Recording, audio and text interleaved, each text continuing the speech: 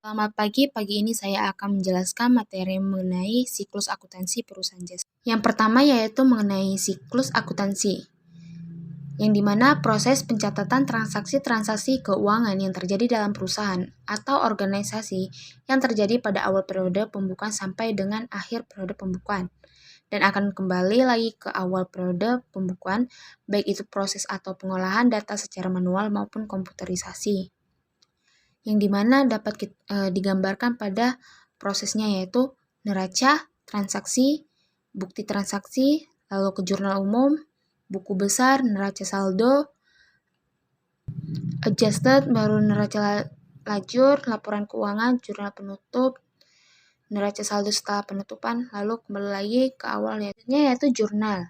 Jurnal merupakan media atau formulir untuk mencatat semua transaksi yang terjadi secara kronologi yang disertai dengan pendebitan dan pengkreditan perkiraan sesuai dengan jumlahnya.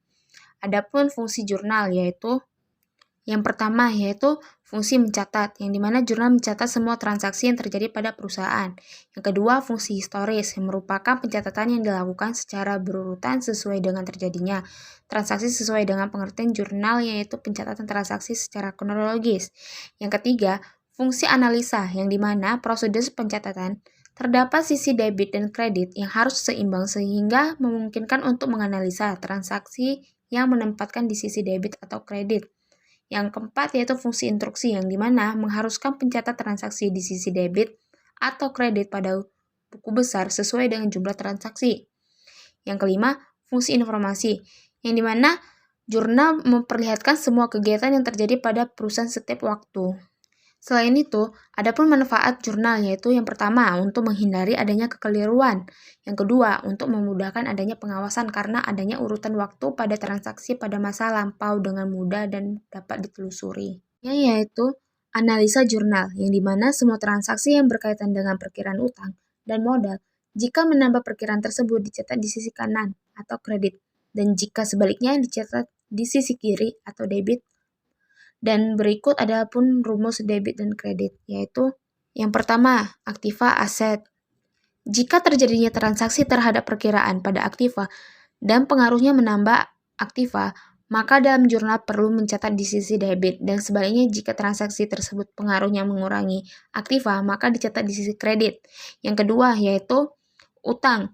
Transaksi yang berkaitan dengan perkiraan utang, maka bisa langsung mencatatnya di sisi kredit, dan sebaliknya jika utang berkurang dalam jurnal kita catat di sisi debit. Yang ketiga yaitu modal. Apabila transaksi terhadap modal dan karenanya bertambah, maka jurnalnya dicatat di sisi kredit sama seperti perkiraan utang, dan begitu juga jika modal berkurang dalam jurnal dicatat di sisi debit. Yang keempat yaitu pendapatan, yang dimana pengaruh transaksi pada perkiraan pendapatan, maka jika transaksinya menambah pendapatan, maka jurnalnya dicatat di sisi kredit, dan sebaliknya pendapatan berkurang dicatat di sisi debit. Yang kelima yaitu biaya atau expense, yang dimana biaya-biaya bertambah atau terjadi perlu dicatat di sisi debit, dan jika biaya-biaya tersebut berkurang kita catat di sisi kredit.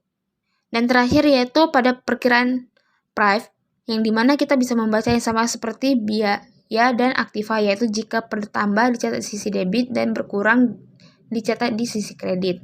Selanjutnya yaitu contoh soal, yang dimana di sini kita memiliki dua transaksi. Di sini transaksi pertama, tanggal 1 Januari disetorkan uang sebesar 25 juta untuk modal awal pendirian usaha jasa cuci mobil dengan nama Adam Car Wash.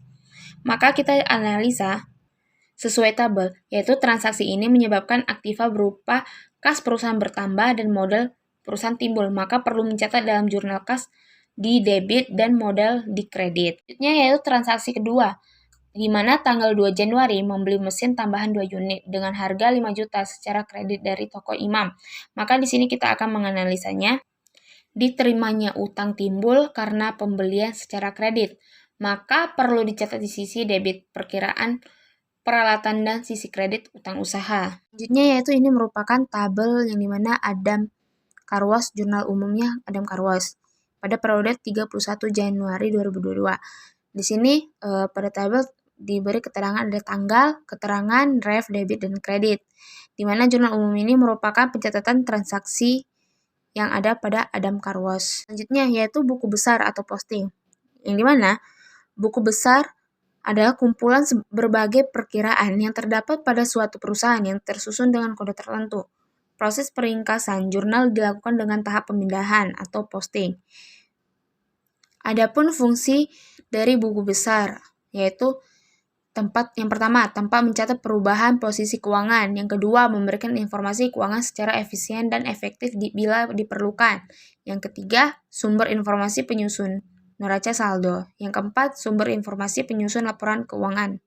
Pada umumnya, jika pemindahan buku besar pada perusahaan besar dilakukan dengan secara otomatis yang dilakukan dengan komputer, akan tetapi masih banyak perusahaan yang memakai pencatatan manual, sehingga posting dengan cara manual dan berikut proses melakukan posting manual, yaitu yang pertama memindahkan tanggal, yang kedua pindahkan jumlah yang didebit dalam jurnal umum ke dalam kolom debit perkiraan tertentu, yang ketiga catat kode dan nomor halaman jurnal ke dalam kolom ref di perkiraan.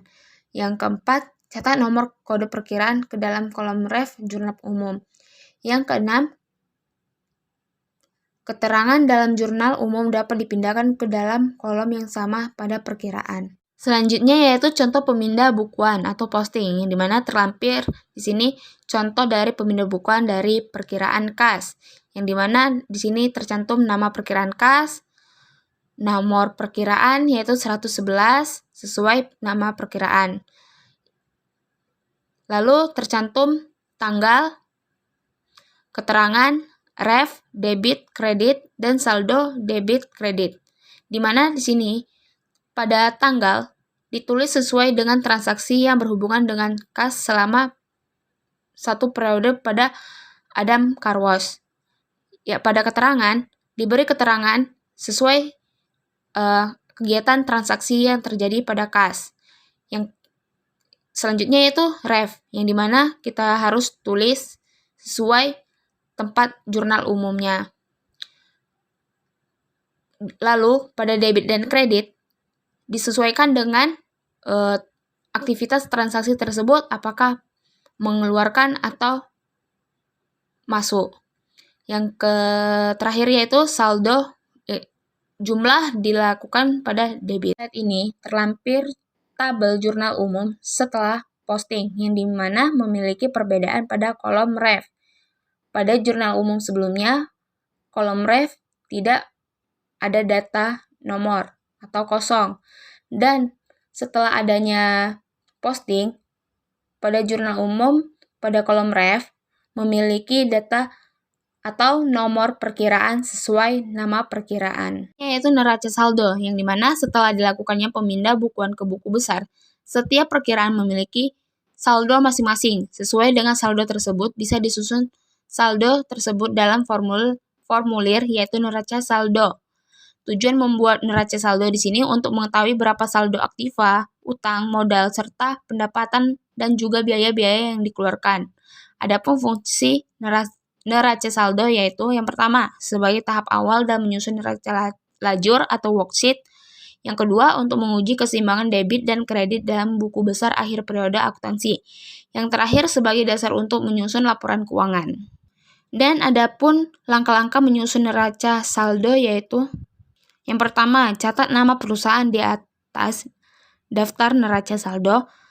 Kedua, catatlah nomor perkiraan, nama perkiraan, dan saldo ke dalam neraca saldo. Dan berikut contoh neraca saldo dari perusahaan Adam Carwash. Neraca saldo yang dimana dari perusahaan Adam Carwash, neraca saldo pada periode 31 Januari 2022. Terlampir tabel yang mencantumkan informasi nomor perkiraan, debit, dan kredit. Pada nomor perkiraan sesuai dengan nama perkiraan yang terjadi. Pada perkiraan tercantum nama dari transaksi yang terjadi. Dan debit dan kredit disesuaikan dengan transaksi atau aktivitas yang terjadi pada Adam Carwash.